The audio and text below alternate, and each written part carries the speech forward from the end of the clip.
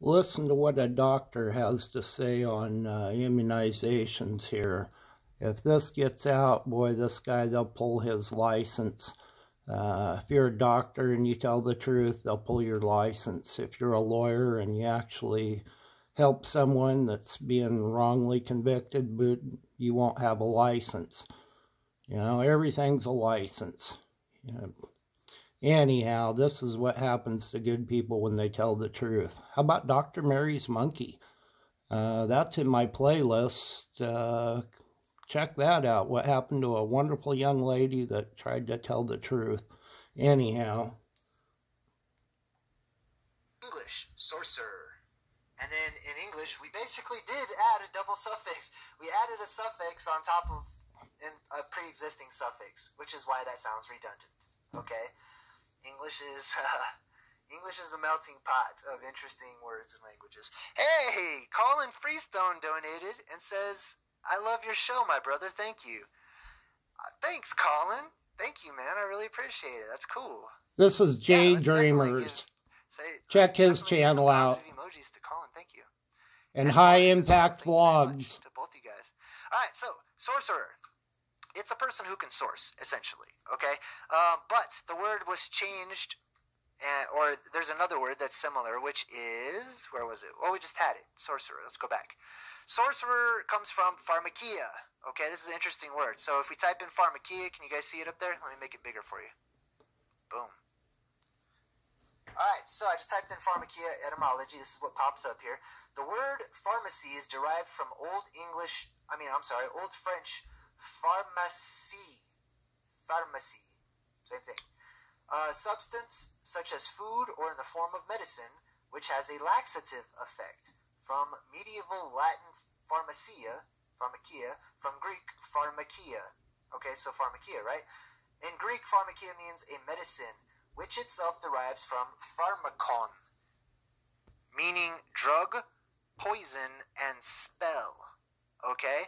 So, you don't think we already live in the wizarding world? There are drug stores on every corner that sell you drugs with drug dealers working there legally, okay? And our world is upside down. They're in there. See, here's what pharmakia essentially goes back to its origin, is the dividing of roots, like I was talking about, right? I mean, I was talking about words, but they divide literal plant roots. They divide them and they mix them. That's basically what's going on. They're the mixers of the herbs and the roots and things of that nature. So when you go to the drugstore at your local pharmacist or pharmakiaist, I don't know, that's a sorcerer, okay? All those people that work there in those white coats are sorcerers. That's what those are. That's literally what those are. They are drug dealers. They're dealing out drugs. And what they're doing is they're trying to deal out drugs that are shortcuts, okay? They're trying to combine all these different ingredients and they're building stuff in their labs, basically, right? Meanwhile, the natural remedies of this world that grow right up out of the ground for us to use for specific purposes, right? To help and to heal and to guide and many other things, that's outlawed. Like, people are not allowed to grow a plant out of the ground if it's a plant that has a bad name, or, you know what I mean? Like, so the world's pretty much upside down. There are literally sorcerers right down the street, drug dealers paid by, Uncle Sam or whatnot, and then the farmers are being thrown in jail, and, people that are living off of the ground itself and understand the usage for different plants, and that's why you have to go to school in order to learn what all these little things are and stuff. It's crazy, man. And all those drug commercials, it's crazy. I'm going off on a tangent right now, but that's okay. All those drug commercials where they're like, new Chlorhexaflaw. Chlorhexaflaw has been known to cause leakage in places where there shouldn't be any, and suicidal thoughts and tendencies, but this is to cure a headache. You know what I mean? Like, there's something really wrong with this world. Like, that's a sorcery kind of...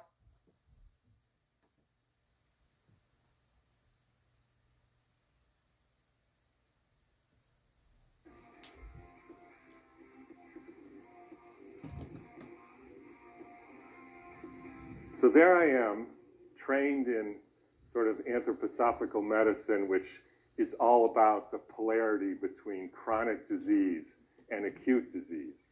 In other words, the theory here is the only way you can get chronic disease, like asthma, which actually has the formation of crystals in your lung, is to suppress the pneumonia that comes to heal it.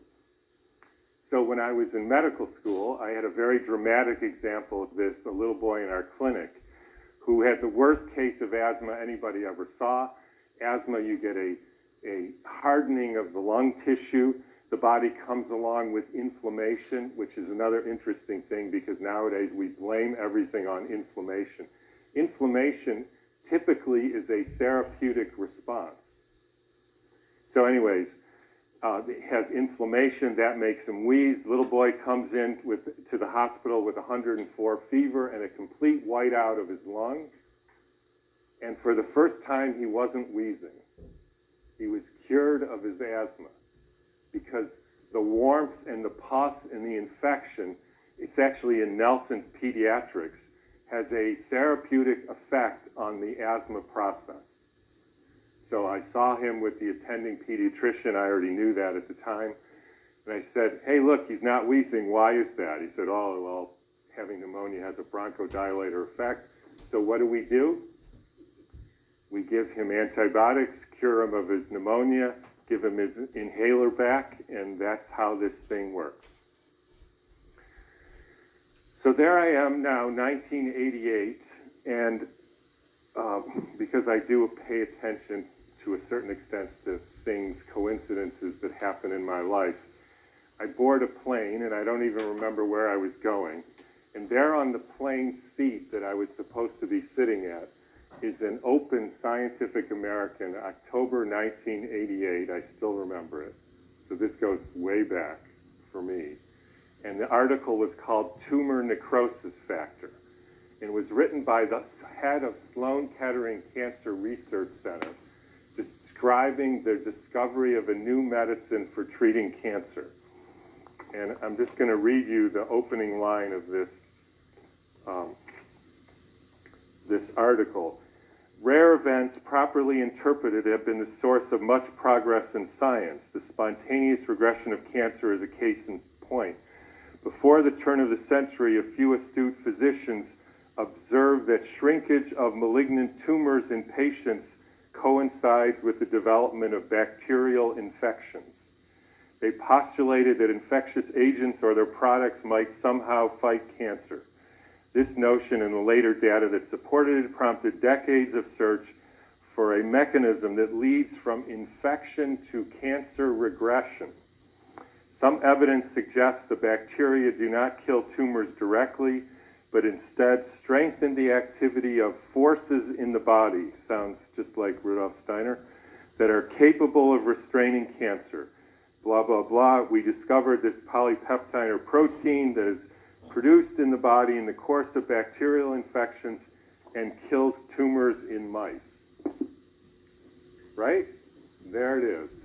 Now, interestingly, when they gave this tumor necrosis factor, this is a protein made in the course of bacterial infections that kills tumors in mice. It gives you a big fever, and they give you Tylenol to suppress the fever, and then they say the medicine doesn't work.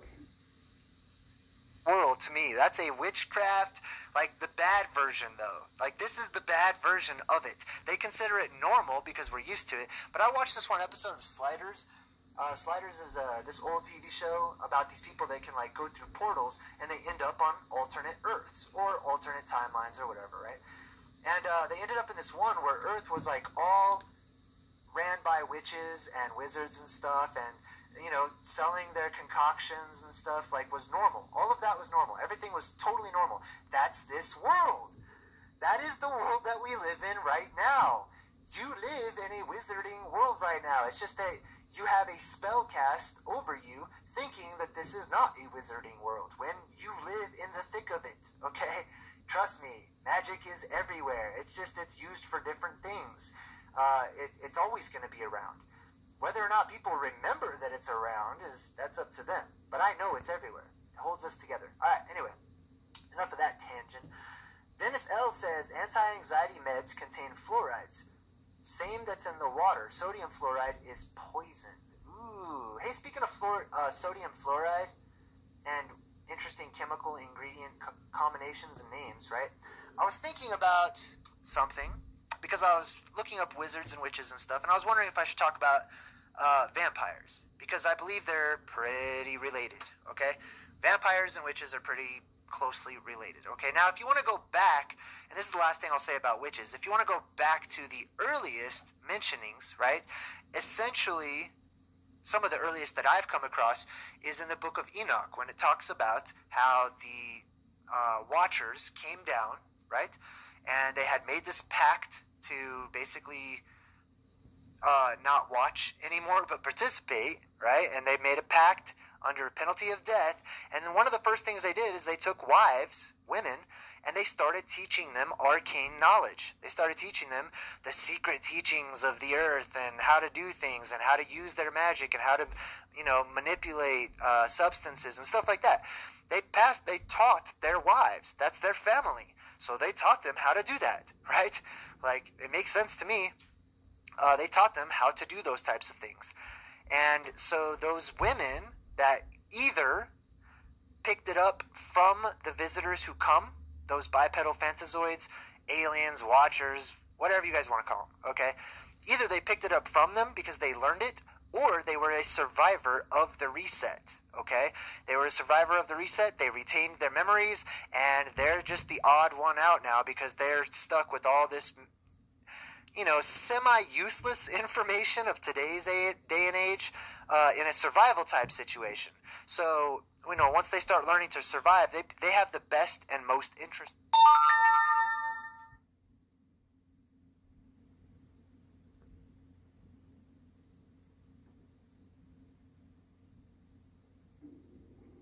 And everybody who goes to the Sloan Kettering Clinic with bronchitis, even though this is what they found, I think, still gets bronchitis still gets antibiotics to treat their bronchitis. So apparently they will increase their risk of getting cancer because they were already doing the therapy. Now, this story, which was written by a guy named Lloyd Olds, who was head of the Sloan Kettering Cancer Center, he got this because he was the, I think, grandson-in-law of a guy named William Coley, who developed Coley's toxins. And the story of Coley's toxins is he was a sarcoma, which is a bone cancer specialist. He was presented with John Rockefeller's, quote, friend, which was a young woman, and who knows. But he was very interested in curing her of sarcoma, which is a sort of deadly bone cancer.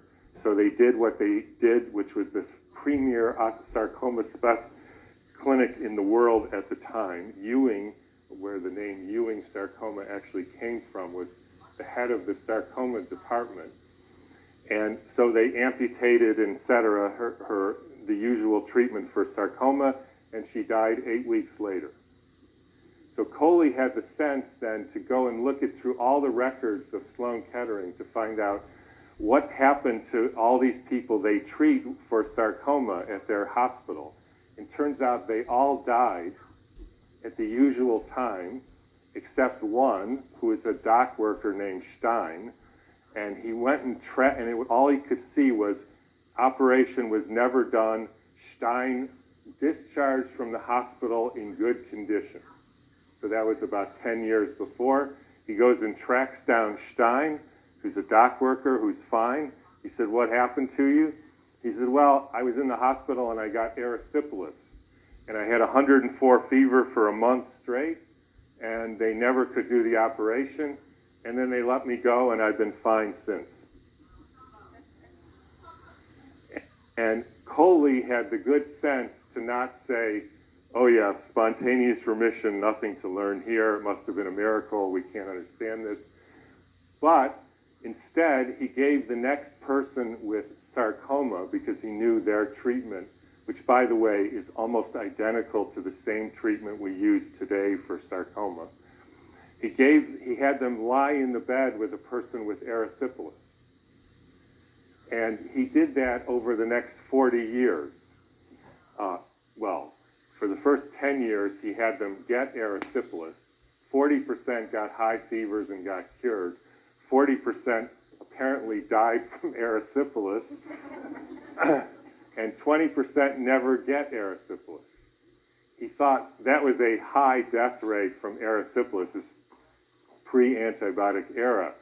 So he discovered a way which became Coley's toxins to inject them with the cell walls of the bacteria to give them the high fever, to essentially reproduce the forces that happen when you have a fever. And then, after I come home from 1988 on this plane ride, out of nowhere, 6 months later, I get a manuscript in the mail about like this with Coley's granddaughter, who had compiled all the cases treated by Coley and people with Coley's toxins for over 40 years. So I read it. I mean, you know, why not? It's amazing. Thousands of cases. Approximately 40% of even the worst kind of cancers, he went from sarcoma to other kind of cancers, were healed as long as you can get a high fever for a prolonged period of time. I can't emphasize enough, a medicine that is afraid of fever, which is the purifying element of your cells, is a medicine that is carcinogenic and will always end up in the production of chronic disease. And that's where we get into the vaccine story. But the reason I put it in this context is it's not just the vaccine story, it's the story of how we think as modern doctors. It's the story of our assault on the cell-mediated immune system. The only thing we have in us that purifies our tissues and our cells. So, what happens when you give a vaccine? And I can't emphasize this enough. The whole theory of vaccinology, if there is such a word, is to bypass the cell-mediated immune system, to make it so that it doesn't happen, and then stimulate the humoral antibody immune system. That's the entire theory of why we started and why we use vaccine in a nutshell. We don't want you to get measles because the experience of measles, the sickness of measles, comes with a high fever and rash and cough and etc.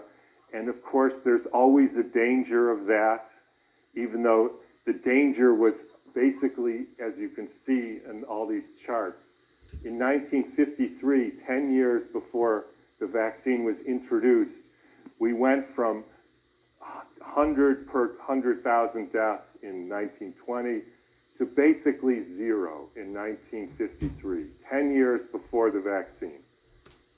So interestingly, if you look at the CDC from that area, their listing of the common causes of death, in 1950s, in the 10 years before the vaccine, measles was right underneath lightning strikes. The point is, for that gain, we eliminated the most effective cell-mediated response experience a young child can have. Now, by the way, this isn't just me making this up. You would predict then, if you do analysis of this, that children who don't go through measles will have more chronic disease than children who don't go through measles. And we find that for glioblastoma, many types of cancer, arterial sclerosis. It's a person who can source, essentially, okay? But the word was changed, or there's another word that's similar, which is, where was it? Oh, we just had it, sorcerer. Let's go back. Sorcerer comes from pharmakia. Okay, this is an interesting word. So if we type in pharmakia, can you guys see it up there? Let me make it bigger for you. Boom. Alright, so I just typed in pharmakia etymology. This is what pops up here. The word pharmacy is derived from Old French pharmacie. Pharmacy. Same thing. Substance such as food or in the form of medicine, which has a laxative effect. From medieval Latin pharmakia, from Greek pharmakia. Okay, so pharmakia, right? In Greek, pharmakia means a medicine, which itself derives from pharmakon, meaning drug, poison, and spell. Okay? So, you don't think we already live in the wizarding world? There are drug stores on every corner that sell you drugs with drug dealers working there legally, okay? And our world is upside down. They're in there. See, here's what pharmakia essentially goes back to its origin, is the dividing of roots, like I was talking about, right?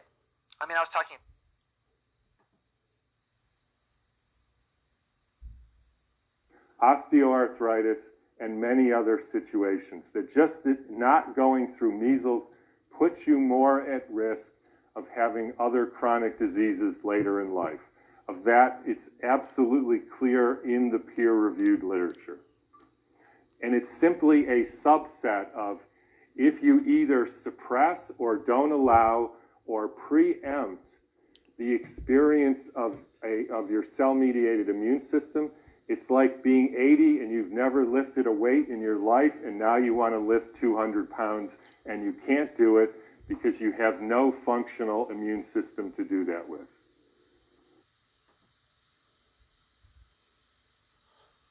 Yeah, and what did they just scare us with? Measles? Alright, light and love you guys. Do some research. Be informed, and I really care about all you guys.